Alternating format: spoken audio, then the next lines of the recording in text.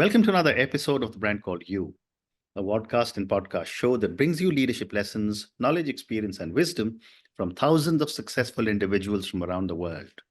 I am your host, Ashutosh Garg, and today I'm delighted to welcome a very senior and accomplished professional from Utrecht, the Netherlands, Nienke Bloem. Nienke, welcome to the show. Thank you so much, Ash. Thank you for having me on your show. Your brilliant show, must say. Thank you. Nienke is a keynote speaker on customer experience. She's a customer experience educator with her most sold solution, 2-day customer experience masterclass. She's also the co-founder and facilitator of the customer experience game. So Nienke, before we talk customer experience, tell me about your own journey and what got you interested in customer experience management. Well, I think now when you go to university, you can study customer experience management. But in my time, when I came out of school, this terminology was not there yet. And I've had several functions where I've had some great mentors over time, which I didn't recognize at that moment. So one of them has been Jacques Teresa when I was a trainee at the Dutch incumbent telco at KPN. He challenged me during my whole recruitment process before I became a trainee. And he put me in one of the stores. He says, this is the last hurdle between you and your traineeship. And I'm really curious. I'm going to leave you alone in the store for 15 minutes. And I'm curious about your observations. And the first thing I thought was, what does he want to hear? That was the first thing that got to me, because I wanted that job. At that time, the job market was really difficult. And he came back. And then after, I think, a couple of minutes, I thought, it's not about what he wants to hear. It's what my observations are, what I see. And he came back after 15 minutes and he said, so what would your recommendations to me are, because he was the general manager of that whole country element. And I said, well, I'm going to be honest. The most important thing I've been seeing is that employees are very busy with their systems, with their products. I think it's a little bit messy here, but the most important thing, what I see, is that there's a lot of customers. And at that time we didn't have a mobile phone, so not everybody was in their mobile phone. They're not greeted. They come in, and some of them, I've seen 10 customers in this 15 minutes, and 7 of them have left without even being greeted. So I think the customer's not seen here. And he said to me at that time, he says, Nienke, this is a major thing that you see. And especially when you're going to go into your career, there are going to be moments that you are so focused on processes, products, the internal shizzle, I'll say. And you have an eye for customers. Never, ever forget. And I think then my career, I've been 20 years with corporate, started at KPN. I landed that traineeship and it learned me a lot. I've been in marketing, I've been in sales. I then went to be a manager of operation in pensions at the largest insurance company here in the Netherlands.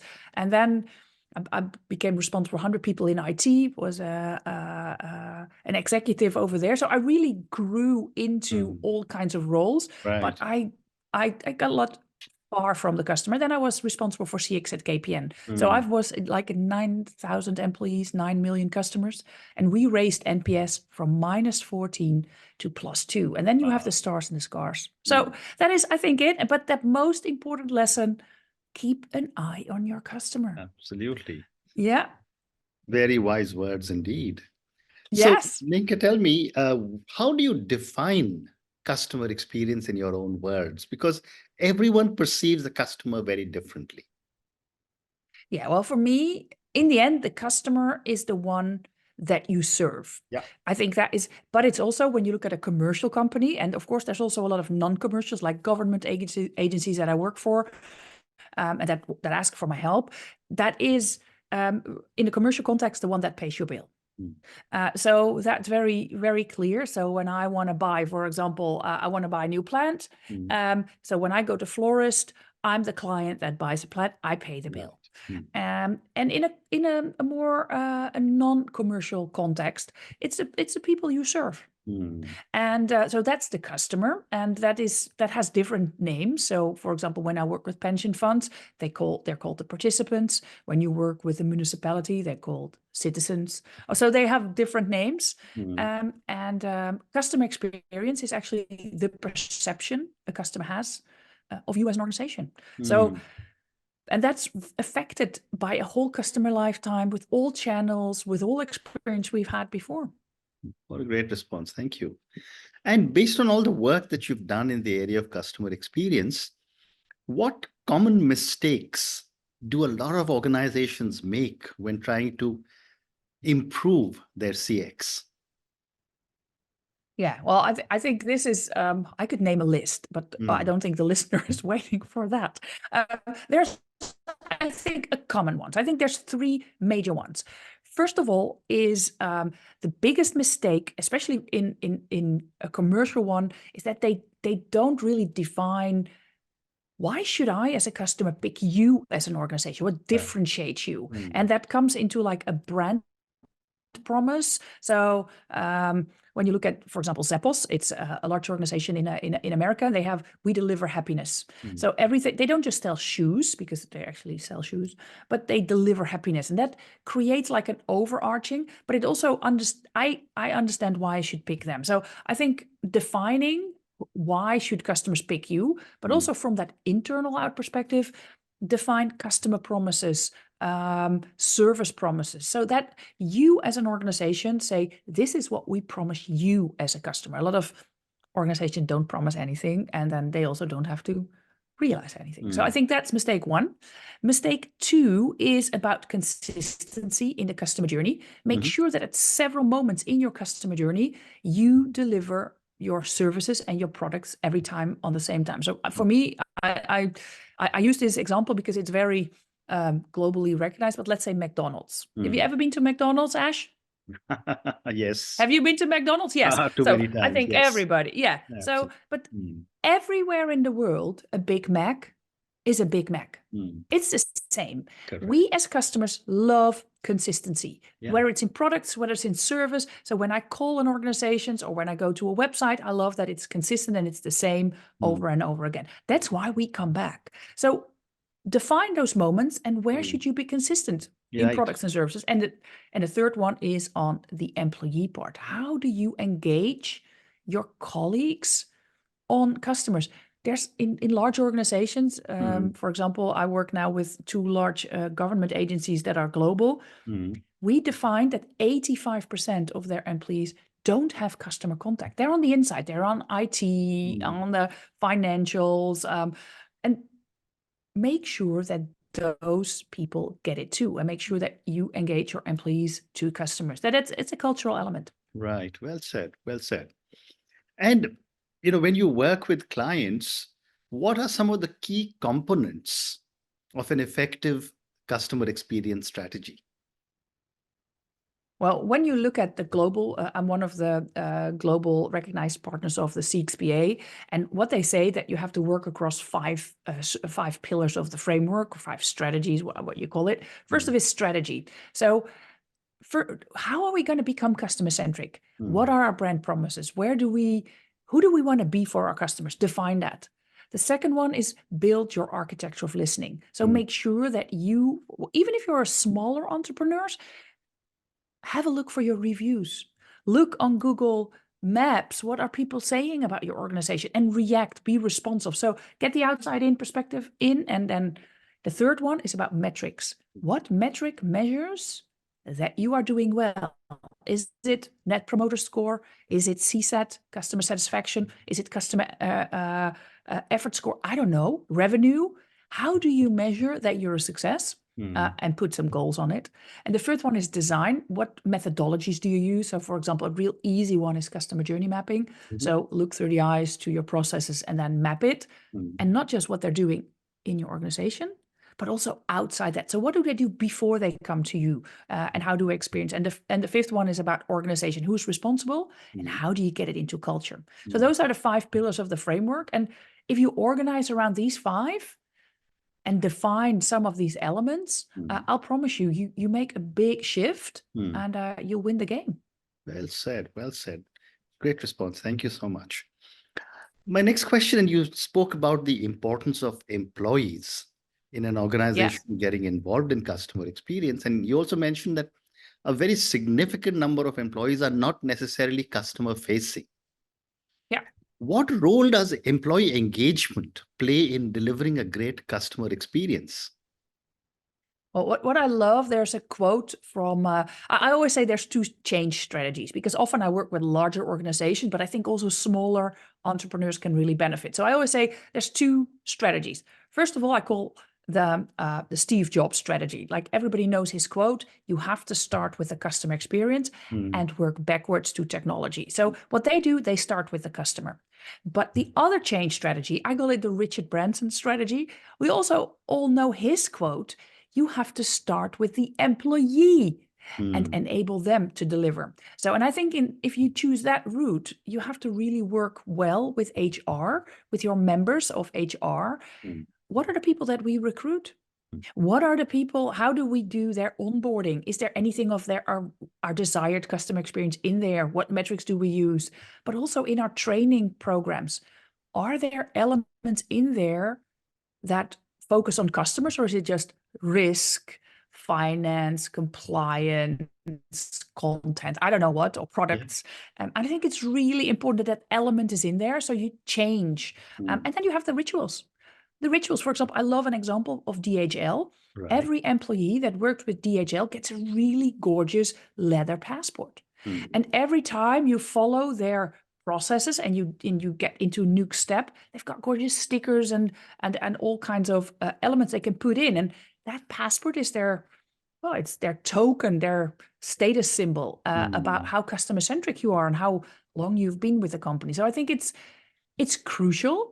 But most companies don't start there when it comes to change. It's they are more the Steve Jobs. Let's start with the customer, not with the employee. Well said. Well said. And Nienke, tell me, when you're crafting a CX strategy, how do you incorporate customer feedback into your CX strategy?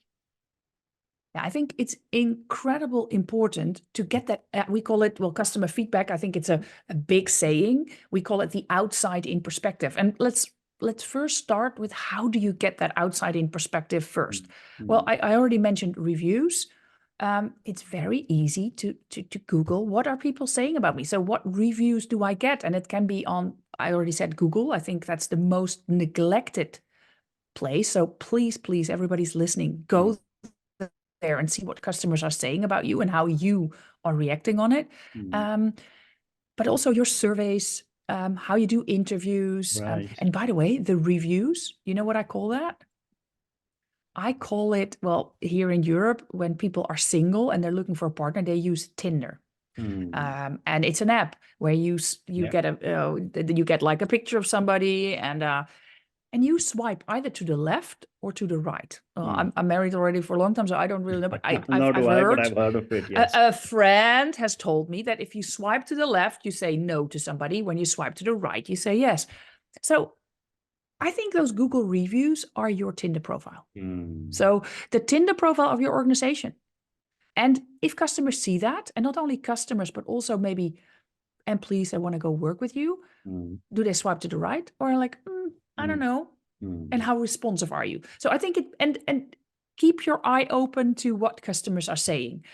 Also, and because your question was about strategy, so I'm going a little bit from the left to the right, but you need that feedback as a moment in here and now. Where are we standing and what is our goal? So you always have like, is it here and now, the East, or I don't know, in consultancy terminology, what they call it. And you need the soul, the to be. What I also love, your North Star. What do you want your customers to say about you? And you can really use that current feedback to create a sense of urgency within the organizations. And don't put it just in numbers, but put it into real quotes, because that's what touches people's hearts. A number doesn't touch anybody's hearts, but a person. And I think feedback can be written. We call it verbatim. Why not put some videos in? That you have real customers talking about what they're thinking about you and your products and your services. Would they recommend it to their friends and their families? Or are they like, nope. And it really encourages people in the organization to maybe take an extra step, to put some ambition in. Yeah, well said. My next question is that, in a world full of new technology, how are digital technologies influencing customer experiences? And how will artificial intelligence or augmented learning or augmented intelligence, machine learning, how will they start to impact customer experience? This is a big one. This is a big one. I think it really already changed over the time of COVID. When we could not go to stores, at least when I look at Europe, where I live, we could not go to stores. So there was a huge shift that we had to go online. So what we saw is there was a huge shift of organizations that went online for services, and not just commercial ones, also municipalities that had to really shift their services online. If you wanted to get your driver's license, everything had to be done online. And when I look at that shift, it changed. And of course, also a lot of organizations are looking at their costs, and it has an outside-in perspective and an inside-out. But let's start with the customer, that outside-in perspective. I don't know with you, Ash, but if you have a question about your life insurance, let's say, do you want to call an organization? Do you want that? Do you like, oh, today I wake up, you know what I'm going to do? I'm going to call my insurance company. No. Probably not. No. What we want is good online services. We want to log in, look into the My environment, the environment that you can log in, and just get the information yourself. And of course, not everybody is digitally literate, but that will grow very fast. So first of all, customers want it. But also look at it from a cost perspective. It's way more cheap and repeatable and scalable if you organize that on the inside. So you see that there's a connected one there. When you look at AI, this is going to be very interesting because we don't even have to call. Maybe you in the morning say, hello, life insurance. I have a question about this and this. And you send it as a voice message instead of being on the phone or seeing. And you send it to an internal chatbot of that life insurance company that recognizes your voice, sees maybe your eyes, and gives you the right answer back. I think if we look into the future, maybe that not 5 years from now, because there's a lot of elements, and of course there's a lot of ethical elements there. But I think we're going to go that far that the perception of what customer service, but also the perception of what customers pick for will change incredibly. Great response. And we're willing to pay for that because if you make it faster for me, don't waste my time as a customer, right? You don't want to wait for a contact center anymore. Give me the answer and give me fast. Well said. Well said. My next question is on social media. You did mention to go and check out reviews on Google, but now, there is so much activity going on Twitter, LinkedIn, Facebook, Reels, TikTok, and so many other platforms. How does social media impact customer experience? I think it impacts it in several phases of the customer journey. First of all, of course, in the perception, if you've not even bought something, how other people talk about you, or what you see on TikTok or what you see on Instagram, it truly influences me in the expectations I already have. So when somebody somebody I respect is having a good opinion about that life insurance company, it influences me. So that's first of all in the influencing, in the attention phase, when you look at the AIDA model of marketing. But let's be honest, it's also, when you look at social media, I think YouTube is next to Google the biggest search platform, right? So there's a lot of organizations that have a lot of how-to videos. Right now, I just bought new Elgato lights. So I have, one is working, the one on the left, and the right decided not to work today. So I'm looking on their YouTube platform to see videos on how to make it work. Yeah. That's not just I don't think it's just a channel to send, but this is also a service channel. What if their videos don't help me? And I type underneath a comment that doesn't really help me. Can you please contact me to solve this for me? a lot of customers expect that a brand or an organization also is responsive on those channels. So it's not just a sending channel, it's also a service channel. And I think that should be, a lot of organizations should be aware. And I also find it difficult because I have my YouTube channel and I send a lot of videos on how to make customer experience work, or work on reviews, or for CX leaders because they are my clients. And some of them also post questions for me. So I should be very responsive to those. And sometimes it's difficult because you're busy. So you need a good social media listening, not just on the marketing and the attention, but also on the service part. Well said. So Nienke, I have time for 2 more questions for you.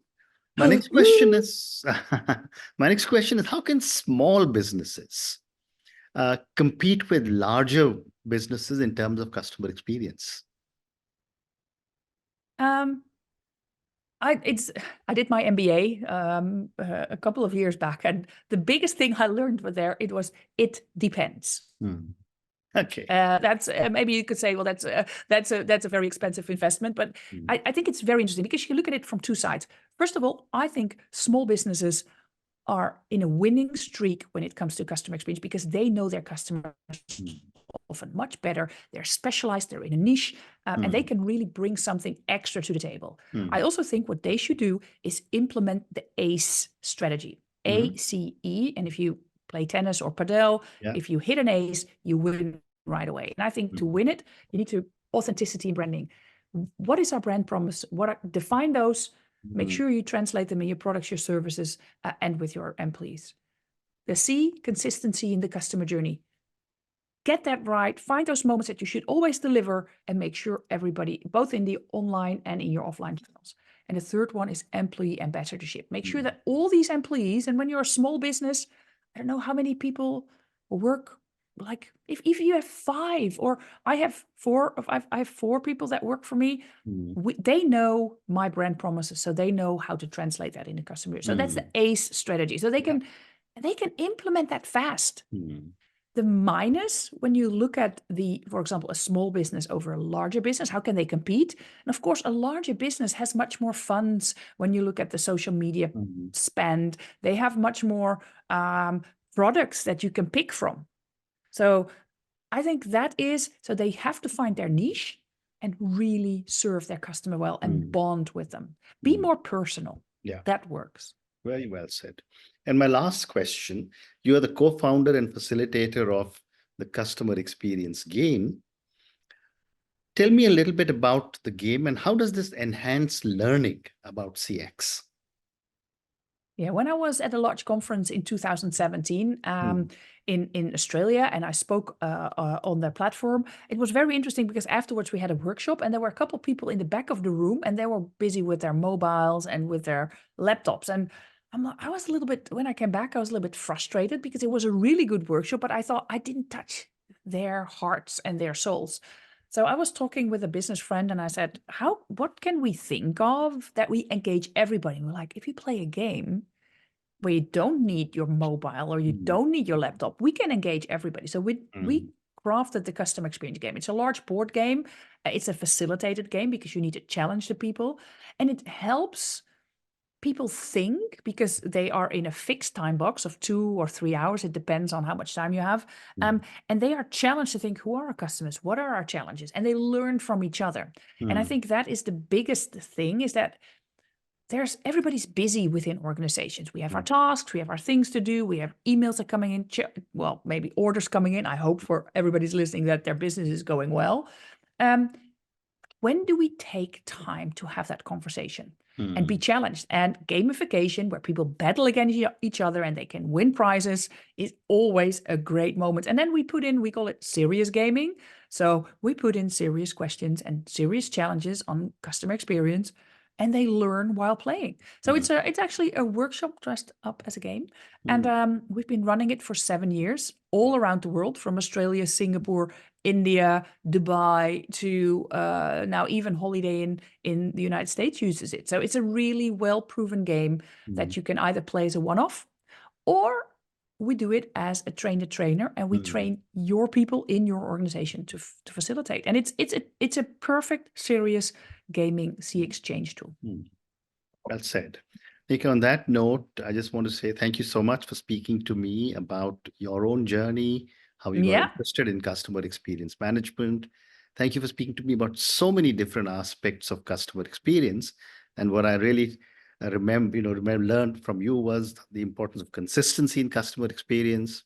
I loved your A strategy, the three words, and I also loved the CX game that you have developed. I will go online and check it out. Thank you again for Thank speaking you to so me, and much. good luck. Thank you so much for inviting me. Thank you. Thank you for listening to the Brand Called You videocast and podcast, a platform that brings you knowledge, experience, and wisdom of hundreds of successful individuals from around the world. Do visit our website www.tbcy.in to watch and listen to the stories of many more individuals. You can also follow us on YouTube, Facebook, Instagram, and Twitter. Just search for the Brand Called You.